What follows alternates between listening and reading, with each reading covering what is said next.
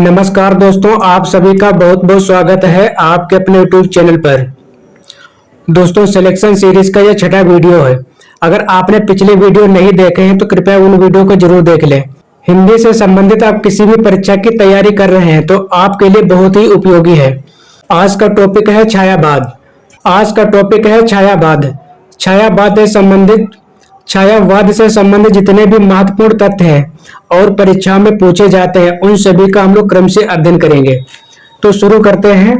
छायावाद शब्द का सर्वप्रथम प्रयोग किया मुकुटधर पांडे ने। अगला पॉइंट है शैलबाला, पूजा के फूल, हृदयदान तथा परिश्रम कृत के रचनाकार हैं मुकुटधर पांडे। काव्य पंक्तियां सुमेलित है। ये इधर काव्य पंक्तियां दी हैं और इधर एक कवि दिए हैं।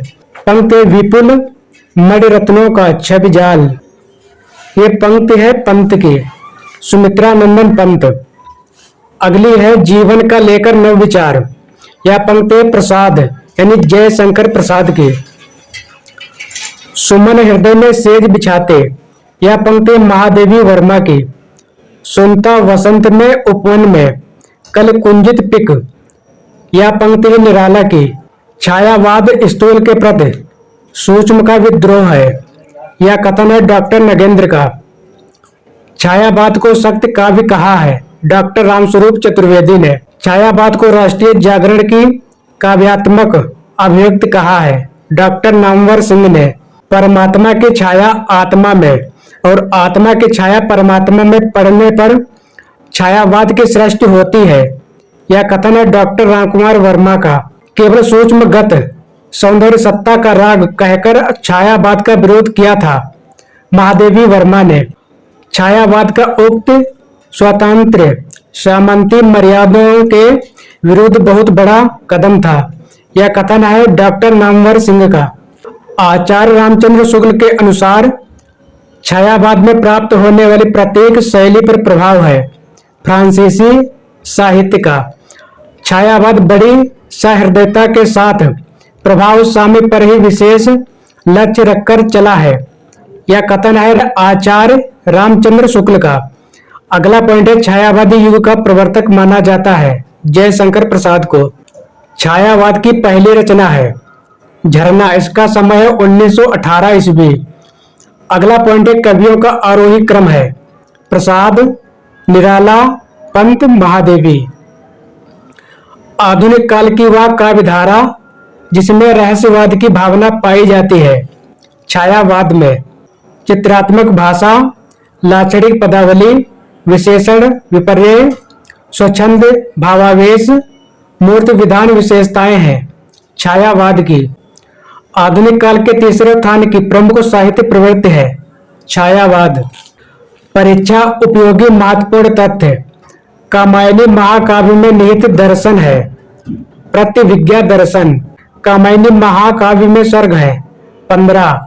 चिंता, आशा, श्रद्धा, काम, वासना, लज्जा, कर्म, ईर्ष्या, ईड़ा, स्वप्न, संघर्ष, निर्वेद, दर्शन, रहस्य, आनंद। ये 15 सर्ग है। कामायनी को मानवता का रसात्मक इतिहास कहा है नंद दुलारे वाजपेयी ने। कामायनी को छायावाद का उपनिषद कहा है शांतिप्रिय द्विवेदी ने। कामायनी को असफल काव्यकृत कहा है इंद्रनाथ मदान ने। कामायनी में श्रद्धा तथा मनु प्रतीक है हृदय तथा मन के। कितने हृदय के मधुर मिलन क्रंदन करते वन विरोह कोक। इस काव्य पंक्ति के रचयिता है जयशंकर प्रसाद। जयशंकर प्रसाद की वह कृति जो पहले ब्रज भाषा में थी किंतु बाद में खड़ी बोली में रूपांतरित हुई प्रेम पथिक। अगला है उर्वशी चंपू काव्य, वन मिलन, प्रेम राज्य, अयोध्या का उद्धार, शोकोच्छ्वास, बब्रुवाहन, कानन कुसुम, करुणालय, महाराणा का महत्व के रचनाकार है जयशंकर प्रसाद। 1918 ईस्वी में प्रकाशित जयशंकर प्रसाद के काव्य संकलन झरना में कुल कितनी कविताएं हैं? 24। प्रसाद द्वारा रचित आंसू है विरह काव्य। यामा दीप शिखा, नीरजा, सांध्य गीत, सप्तपर्णा, निहार, रस्म आदि रचनाएं हैं महादेवी वर्मा की। महादेवी वर्मा का प्रथम काव्य संकलन है निहार। तेरा वैभव देखूं या जीवन का क्रंदन देखूं, यह पंक्ति है महादेवी वर्मा की। महादेवी वर्मा को कहा जाता है आधुनिक मीरा। महादेवी वर्मा का वह काव्य संग्रह जो वैदिक संस्कृत के विभिन्न काव्यांशों पर आधारित है।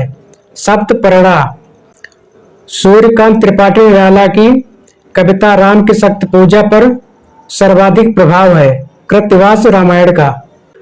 पंत जी की रचनाओं वीणा और पल्लव दोनों में अंग्रेजी कविताओं से लिए हुए भाव और अंग्रेजी भाषा के लाछड़ी प्रयोग बहुत मिलते हैं। यह कथन है आचार्य रामचंद्र शुक्ल का। तुम वहन कर सको जन जन में, मेरे विचार वाणी मेरी चाहिए तुम्हें। क्या अलंकार है। ये काव्य पंक्तियां सुमित्रा नंदन पंत के युगांत काव्य संग्रह से ली गई है। युगांत काव्य संग्रह की पहली कविता है गा कोकिल बरसा पावकड़, नष्ट भ्रष्ट हो जीर्ण पुरातन। परीक्षा उपयोगी महत्वपूर्ण तथ्य। सुमित्रा नंदन पंत द्वारा रचित महाकाव्य है लोकायतन। यह कृत महात्मा गांधी के जीवन पर आधारित है। कला और बूढ़ाचांद, चिदम्बरा, ग्राम्य वीणा, गिरिजे का घंटा के रचनाकार हैं सुमित्रा नंदन पंत। सुमित्रा नंदन पंत को ज्ञानपीठ पुरस्कार मिला चिदम्बरा काव्य कृत पर। सुमित्रा नंदन पंत की पहली कविता है गिरिजे का घंटा। इसका समय है 1916 ईस्वी। कविता करने की प्रेरणा मुझे सबसे पहले प्रकृति निरीक्षण से मिली, जिसका श्रेय मेरी जन्मभूमि पूर्वांचल प्रदेश को है। यह कथन है सुमित्रा नंदन पंत का। वह कृत्य जिस पर सुमित्रा नंदन पंत को सोवियत लैंड नेहरू पुरस्कार मिला लोकायतन पर। सुमित्रा नंदन पंत की कविता परिवर्तन सर्वप्रथम प्रकाशित हुई पल्लव काव्य संग्रह में। अरविंद दर्शन से प्रभावित हिंदी के कवि हैं सुमित्रा नंदन पंत। रचना काल के अंतिम दौर में प्रगतिवाद के भौतिक दर्शन के साथ साथ अरविंद दर्शन से प्रभावित हुए सुमित्रा नंदन पंत। उत्तराखंड के कवि जिन्हें छायावाद और प्रगतिवाद के संध स्थल का कवि कहा जाता है सुमित्रा नंदन पंत। सुमित्रा नंदन पंत ने बाल कल्पना का दुधमुहा प्रयास कहा है वीणा काव्य संग्रह को।